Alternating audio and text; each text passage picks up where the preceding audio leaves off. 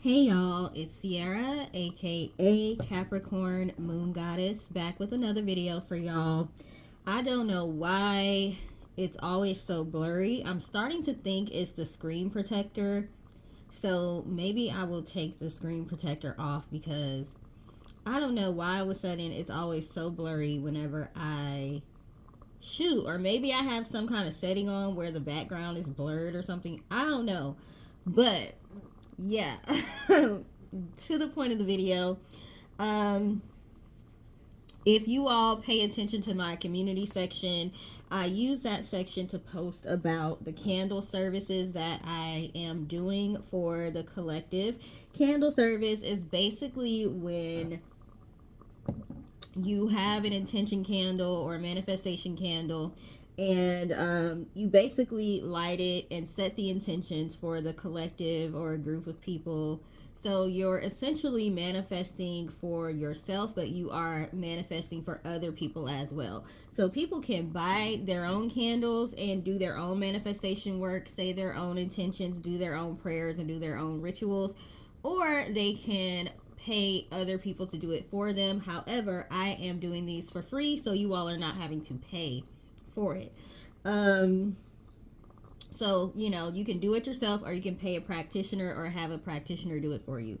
Like I said, I'm not charging y'all for these. So what I do, the first one that I did was the Worry Doll candle, which we are still not done. We still have some more layers to go.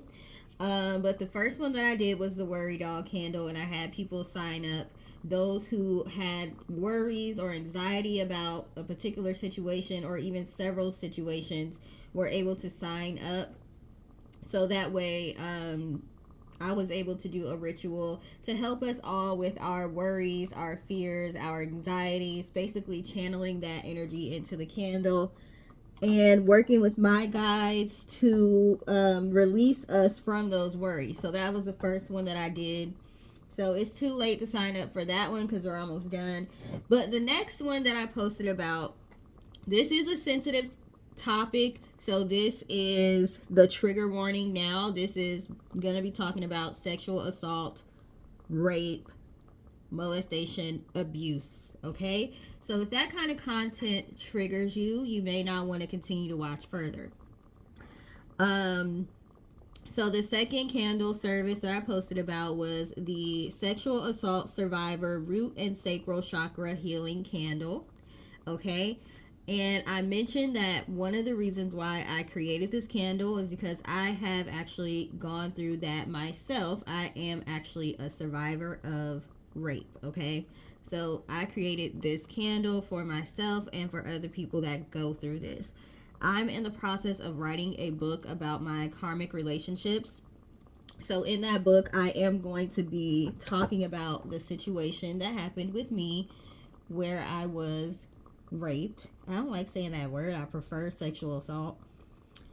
But I'm going to be talking about that situation, what led up to that. I'm going to be talking about my karmic relationships. I had several karmic relationships in this lifetime. And we know a lot of the true karmic relationships deal with abuse. They deal with assault. They deal with mental manipulation. It's usually a narcissist, empath dynamic or something like that. So I'm going to be talking about those relationships. I'm going to be talking about mommy issues. I'm going to be talking about daddy issues, generational curses, spiritual awakening. I'm going to be discussing all of the things that led to my spiritual journey. So you're going to hear about my karmic relationships, the good, bad, the ugly. There's going to be some, laughable moments in there as well. There's going to be some gossip, some juicy, I'm going to end up putting sex scenes in there. Yeah, it's not going to be a book for trauma bonding. It's going to be a book to show how karmic relationships are connected to our past lives, and the reason why they are here and the reason why we go through them are we have to go through certain lessons in order to reach spiritual elevation. Sometimes we pass the lesson, sometimes we don't. So we end up running into like the same person, the same type of abuse, the same situation over and over again. So that's what the book is going to be about. However, it is going to be tough for me to write it. I've been having the idea for this book for years, but in order for me to write it, I'm going to have to put myself back into the, not fully into the mind space I was in at the time, but kind of feeling those emotions that I was going through at the time when I was going through everything that I was dealing with. So I was like, yeah, I need to make sure I light this candle because I don't want to lose my mind. I want to stay sane while I'm in the process of writing this book. Certain memories are going to come up, resurface, but it's something that I need to do because it's going to be healing for myself and it's going to be healing for other people. Because, like I said, it's not just a trauma bonding situation where I want people to read my book, my story, and feel sorry for me. There's lessons in there. There is information about how to prevent yourself from having to deal with the same karmic lessons over and over again. So I said, well, since I'm going to be lighting this candle for myself, let me make this available for the collective. So if you have gone through sexual assault, rape, even abusive relationships, even if it wasn't a sexual abuse, if it was physical abuse, mental abuse, any type of abuse, with any type of relationship, romantic relationship, family relationships, friends, people you thought, acquaintance rape is a thing, okay? People you thought were your friends, dynamics where maybe somebody had more power than you, like a boss or something, where you feel like maybe you agreed to have sex with somebody or do sexual favors or whatever, but maybe you were coerced because they had, more power over you, so you felt like you didn't have a choice, like you weren't able to say no. Any type of trauma related to that kind of thing, if you've gone through that, in order to sign up for this candle service, what I usually do is I have people put in the comments, I agree or I accept. So that way they are given permission for me to include them, because you do have to give permission for people to be able to do this type of work for you. We can't just do it. Even with your angels and spirit guides, you have to give them permission to help you, okay? So usually I would have people type I agree or I accept in the comment section. However, because this is a very sensitive topic, some people may want to remain anonymous. What you would need to do to sign up is just to hit the like button. If you hit the like button, that's you agreeing that you want to be included in this. I don't need your name. I don't need to know your story in order to include you with this. I just need you to accept and agree. But if you want to remain anonymous, you don't have to comment and say I accept, I agree. You can just hit the like button, okay? And I'm going to light the candle today. However, I will give you all a couple of days to sign up. So probably until Tuesday or Wednesday is when the cutoff will be.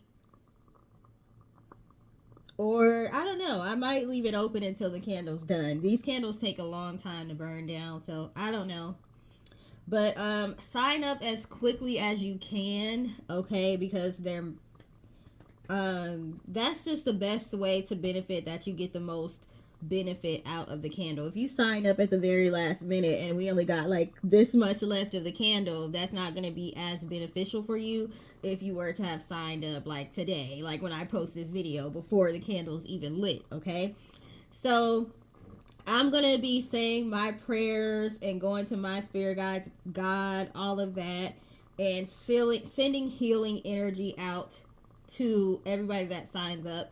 I am a practitioner, so I do have several life coaching certifications. I am certified up to Master Reiki, all of that.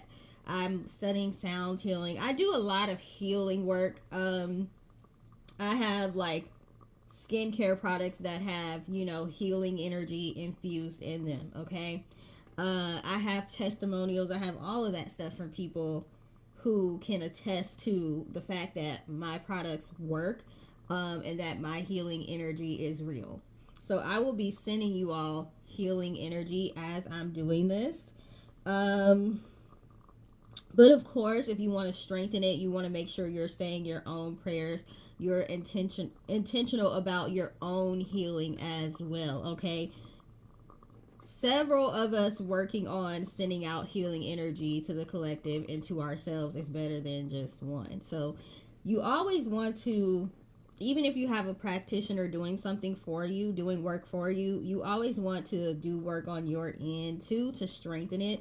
Whether it be saying I am affirmations every morning, every night, journaling, talking about your problems, going to counseling, going on a walk, finding some way to release your emotions, a safe way for you to be able to do it, okay? I know you have to think about your safety and your sanity. I know that you have to be able to still function, okay? Sometimes we do have to put our emotions on the back burner because we have to function. So do whatever you feel led to do and whatever is safe for you to do at this moment when it comes to your healing. So I will probably put a picture of this on the screen because, like I said, I don't know why my camera is so blurry, but I try to put mantras or things for people to say on all of my candles. So if you've ever purchased an intention candle from me, you know there's affirmations already included on there just in case you don't know what to say. Okay. So yeah, I'm going to be saying that affirmation every day and doing my prayers and all of that. So that way we can heal from these things. I don't know if you ever fully, completely heal from these things. It may be something that you have to constantly work on because it's traumatic. But they don't always have to have an emotional hold on us. And there's going to be times where it is going to be hard. Like with me writing this book, there's going to be times where, okay, I usually can talk about it and be just fine. I can talk about it without showing any emotion. A lot of people don't understand, how can you talk about rape, going through that, and you don't even have any emotions about it? That's just how I am. Blame it on the Capricorn. I don't know. But writing it and going into detail, and I'm going to have to do a lot of description and stuff, picturing it and stuff, that may hit me a little bit different. That might hit me a little bit different. So I need to make sure I'm doing a lot of self-care these days. This is bringing me to, there's just a lot of nuances when it comes to sexual assault, period. Okay, so with my rape story, I was actually raped by an ex-boyfriend of mine. We were not in a relationship at the time.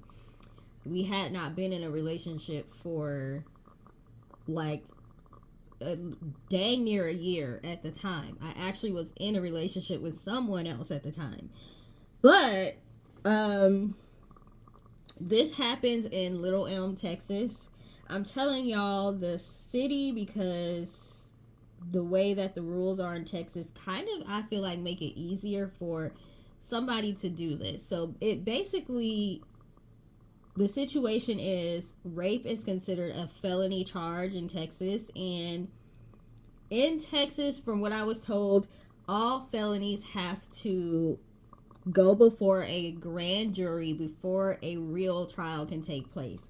So the prosecutor will decide whether or not they want to prosecute somebody for a crime. But once they decide that they want to do that, they have to go through the grand jury. Sorry, I'm getting notifications. They have to go through the grand jury first, and the grand jury will give a no bill. I guess a bill or no bill. All I know is a no bill means no, the grand jury says you cannot prosecute. So if the grand jury feels like you don't have enough evidence to prosecute, they can say, no, we don't want this to go to trial. I guess it's to protect people's reputation, so that way they don't get drugged through a trial and they ended up being innocent, but they basically ended up losing things because they were being accused of a crime. Kind of like how maybe some celebrities are going, like Johnny Depp, for example. He went through that trial with Amber Heard, but he had lost like a lot of endorsement deals and stuff during that process with all the information that was coming out and all of that, and he ended up winning the trial. but he still lost a lot in the process. So the way they tried to explain it to me was, this is why the grand jury is in place. The grand jury is a secret group of people. Nobody knows who they are. I mean, obviously somebody knows who they are, but the public doesn't know who they are. So they basically get to decide, do you get to go to trial or not? Okay. The thing about acquaintance rape, which is basically what happens when somebody you know rapes you, or when you're in a relationship with that person, the element of did sex happen doesn't matter anymore. So they no longer have to prove why. The whole aspect of DNA testing and all that doesn't matter. Like, let's say because you have to go to the doctor and get what's called a rape kit, where they take pictures of you, naked, they take bodily fluids from you and all that, and they test. Let's say they find that person's DNA. Well, they don't have to prove why is their DNA there, because they can just say, it was consensual. It's there because we had consensual sex. So basically, let's say if you were assaulted by a stranger, they would have to prove, why is your DNA here on this person? So they have to prove a relationship with you or prove why it's there. So it's easier to believe when somebody that you don't know, a stranger, rapes you. But that's not the majority of what happens. Like, I think there's a higher percentage of rape by people you know than people you don't know. So that stranger danger fear of somebody breaking into your house and, randomly attacking you, it's more so people you know, okay? So the laws work against you when it's somebody you know, because they can just say, oh, it was consensual. This person agreed that we could have sex with each other. So when it is a case like that, now you have to prove that, no, I did not give this person permission. And in my opinion, a real jury needs to be able to see you speak. They need to be able to see you tell your story. They need to be able to watch you. They need to be able to connect with you in person. Because it's going to be a he say, she say situation. They need to be able to connect with the person you're accusing as well. They're going to have to rely more on their discernment. So it is harder to prove. But I don't like the idea of a grand jury of people. You don't get to speak to them. The person accused doesn't get to speak to them. You don't know what evidence they're reviewing. You don't know what they're discussing. You have no idea how they come to the conclusion that they come to. It's very impersonal. I don't think that rape cases should be included in that. But in Texas, that's how it goes. I don't know how it goes in other states. So you have to be educated on how this stuff works. You may have to be a little bit more careful. Maybe you have an ex that wants to come over to talk to you about something, what happened in your relationship, what went wrong. That was the case for me. He wanted to come over and, discuss what happened in our relationship, and I said it was okay because, I'm ready to heal from that part too. But maybe you have to think twice about letting somebody come to your home. Yes, you may not feel like they're gonna harm you, but they just might. We have to know how the laws protect us and how they don't protect us. Because if that person does something to you, the fact that they know you is going to make it more of a he say, she say, and people may not know who to believe. So when people are going around telling victims, why don't you guys report rape? Why don't you guys report sexual assault? Why don't you guys report harassment? Why don't you guys get restraining orders? Well, you can't get a restraining order without that person knowing where you live. You got to tell them your address. So let's say you move to get away from this person. They have to know where they're not allowed to be. So you're going to have to give your address so they know where they're not allowed to go. Well, if you're dealing with somebody that's crazy, they don't care about a restraining order. So they may still come and try to harm you anyway. They could care less about a restraining order because they're what? They're crazy. They're not in their right mind. So all of this shaming of victims, you should tell, you should tell, you should tell. People need to realize the justice system is not, it's not as helpful to victims as people may want to make it seem.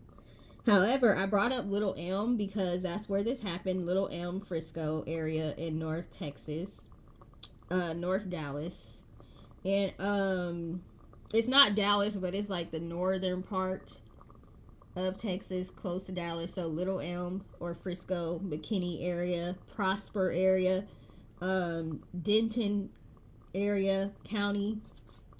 I brought that up because when I went to the hospital to meet the police and do the rape kit and all that, the police had a advocacy group of people there called Denton County Friends of the Family.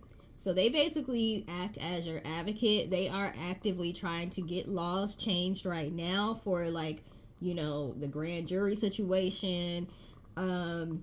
It was a situation where the police said that they were going to pay for the rape kit. They were going to pay for, they give you STD test and shots and all that. All that was supposed to be paid for by the police department. They only paid a part of it. They didn't pay the whole thing.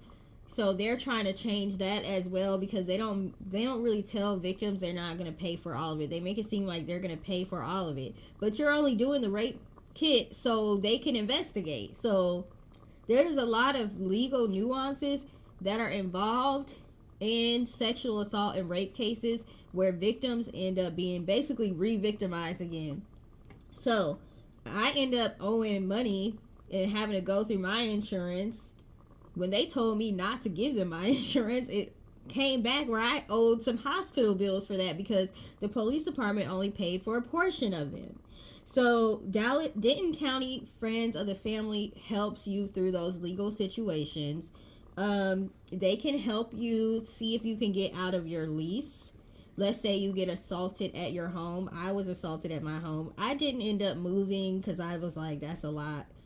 I was very scared that the person would come back or that they would send people, because this is a person that had way more resources financially than me, and he makes a lot of donations and stuff, so I don't know who he's connected to, but I was nervous that, you know, he may send people to like take me out so that way this doesn't end up going, because we had to wait to see what the grand jury was going to say.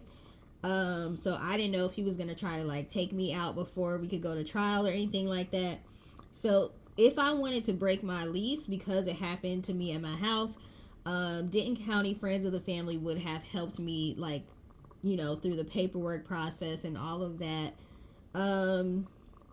They also help with counseling.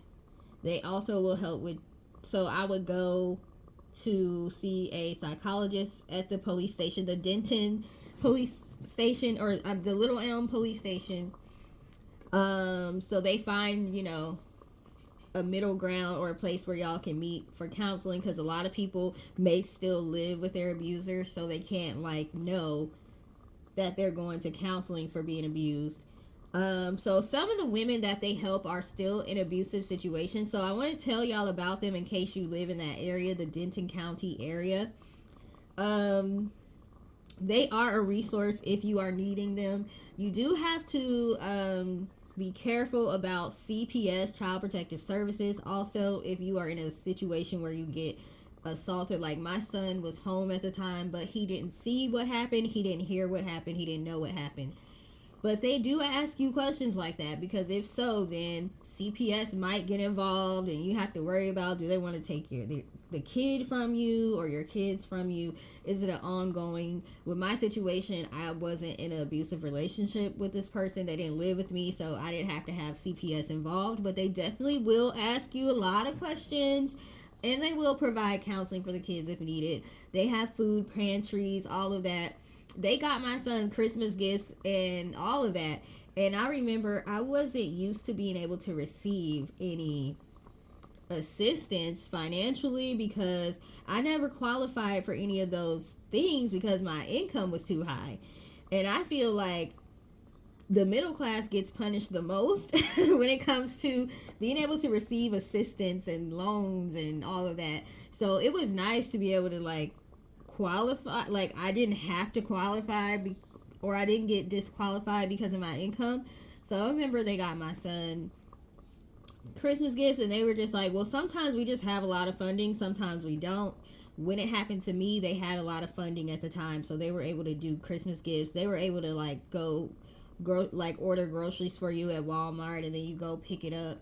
You know, they were able to do a lot. I don't know what their funding is like now. So if you are looking for a charitable place to donate money to, I think a lot of different states have these people called Friends of the Family, but the one I went to was Denton County Friends of the Family. If you're looking to donate somewhere, that would be a good place to donate, or like women's shelters or places that help victims, okay? Because they're paying for things for people to be able to move, for people to be able to go through like legal processes, going through court, all of that. So those organizations are using the money the way it's supposed to be used. Okay, they are providing real psychologists and stuff like that. So if you want to donate, I wasn't able to donate at the time monetarily, but I did donate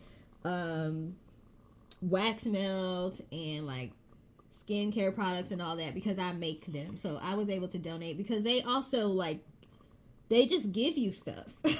So yeah, if you're looking for a cause or something like that, you may want to donate to a place like that. So I just wanted to mention them in case you are needing resources. Like I said, the one I went to was specifically in Denton County, which is basically Dallas. But the Dallas Metroplex. But if you live in another state, I've heard of Friends of the Family in other states too. It's called Friends of the Family. I've heard of them in other states. I've heard of guys complaining about them when it comes to child support. So I don't know if they involved in child support either. I don't know. But if you need resources because you were in abusive situations, look for them because there may be more resources out there for you, okay? If you're feeling stuck, you might have some resources. A lot of these places know how dangerous it is to be in an abusive relationship, so they won't communicate. They make sure everything's anonymous. If they call you, they will call from a private number or unlisted number, so that way it doesn't show on the caller ID who it is. Or if you don't want them to call, if you want them to email, like they'll ask the best way to reach out to you. And they have group therapy too if you want to do group therapy. They had a daycare in there to where you could take your kids, and while you were in counseling, they were in the daycare part. So yeah, look for those different type of organizations if you are in an abusive situation and you're feeling stuck, or if you have been abused or assaulted and you need help mentally, or you need resources if you're not able to work because of, you know, the mental distress. There's resources out there. You just have to look for them. I ended up getting lucky because the Little Elm Police Department already had called them. So by the time I got to the police station, they was there. I would not have known who they were if the police department didn't call them for me, okay? What else was I gonna say? Speaking of the nuances when it comes to relationships, even if you're in a relationship with someone,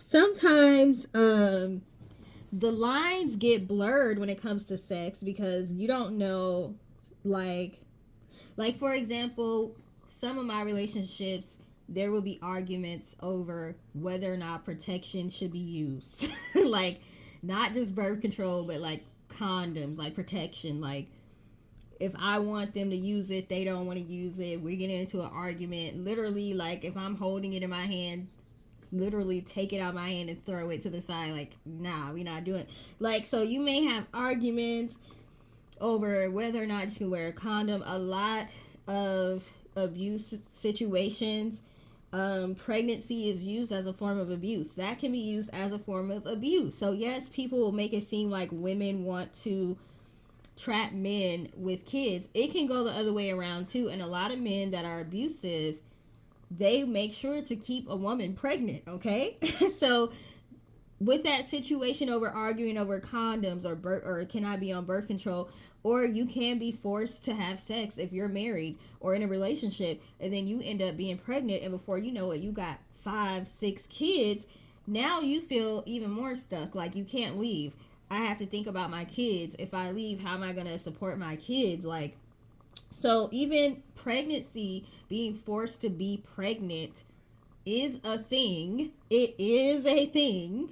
And it is a tactic that abusers use. So sometimes people need to hold their judgment when people say, well, if he was this and that, why would you have 5 kids by him? Why would you have 6 kids by him? Can we talk about the real in situations and how sometimes as women we literally have to fight to say we want a man to use a condom or we don't want to get pregnant? Like, some men feel like it's up to them if they get you pregnant or not. Like, I've had guys literally be like, yeah, we're gonna have this many kids, I'm gonna get you pregnant. Or my friends asked me, one of my exes was like, after we broke up, yeah, my friends are asking me, how come I didn't just get you pregnant? And I was just sitting here like, y'all really think that's y'all's decision? Like, basically like, well, she gone now, you should have got her pregnant, so she wouldn't have no choice but to see you. Like, pregnancy and being forced to have children and being forced to have sex in relationships is a real thing. So if you're going through that and people try to make you feel like, oh, that doesn't exist, it definitely does exist, okay? And sometimes women literally have to fight just to be like, I want you to wear a condom. I want to be on birth control. I want you to pull out. I don't want to have no kids. I don't want to put myself at risk for getting an STD. Sorry, my son just walked in. I had to swiftly tell him to turn around.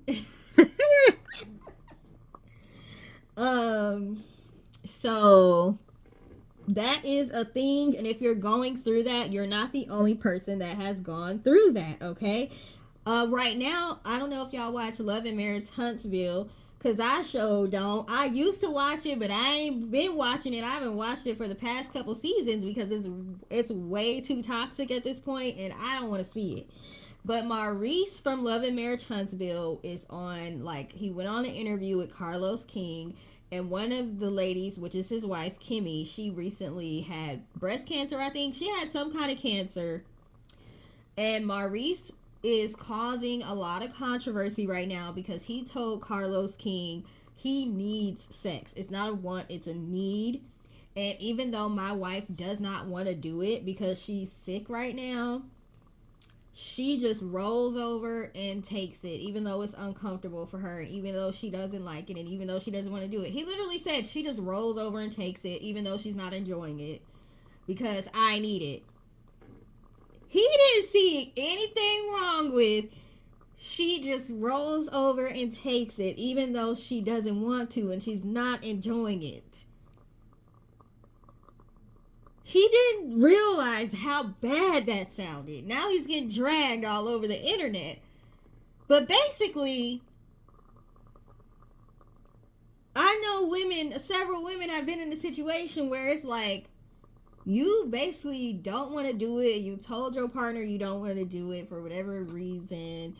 It could even be like, I'm getting real and raw with y'all in this video, okay? Sometimes, I don't know about every woman, but I'm small, okay? Very small person.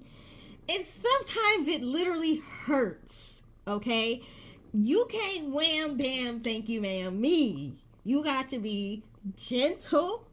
You have to know how to do foreplay. You have to, like, you can't just, like, go straight in there. Like, you can't do that. You might not get in. You might not get in. Like, dead serious. Like, it's almost like a vault down there. You got to work to get in there. You can't just slide on in there. So, you know, certain women, I don't know if this is all women, but sometimes it's painful. You can't do like, all night. We just having sex all night. I might need a break. Women may need a break physically. Like, yeah, I'm sore. I need some ice. Even on like Bridgerton, she was saying she got in the bathtub after her husband did what he was doing or whatever, and she was like, I might need some ice for my thighs. Like, hello, it can be painful sometimes. So I've been in situations where I'm like, yo, I need a break. I need you to chill. Like, do you guys know that sometimes it can even like be painful to go pee after sex for women sometimes if they're small? Like, I'm a small person. So it's kind of like I don't even know why I'm saying all this, but I feel like people need to know this stuff. So if a woman is saying like, can I get a break? Like, sometimes the men will still be pressuring you, and it just makes you feel bad. It makes you feel like you're just an object being used for sex. It makes you feel like you don't care about me. You care about sex, and that's it. It starts to make the men seem like animals. And it's just like, even I had a situation once where I'm like, I'm telling you, like, I'm sore. I'm telling you, like, chill out. Can I have a break? And it's like you're kind of ravishing me like an animal. That is connected to a karmic past life thing though, so I don't know. I'll have to go into that more in detail in my book. But I'm trying to explain the feeling of how a woman feels when she physically does not want to have sex. It's not even mentally sometimes that she doesn't want to. It could be a physical reason. Like, his wife is going through cancer, chemo. She's probably tired. She, she's a businesswoman and all of that. So she don't just sit at home doing nothing all day. She's not just, sitting back collecting his paychecks. And for him to be like, she just rolls over even though she doesn't want to do it and she's not enjoying it. And to say it the way he said it, no empathy at all. He didn't feel bad at all. He doesn't care how she felt. It's crazy. And he's getting dragged for it, and he should be getting dragged for it, okay? But he's not the only man that thinks that way, because I told y'all I've had that kind of situation happen with me before. There is always this argument, should you do it if your partner wants it and you don't? That's, I feel like, more so mentally if you are in the mood or not. But sometimes there's physical reasons why you don't want to.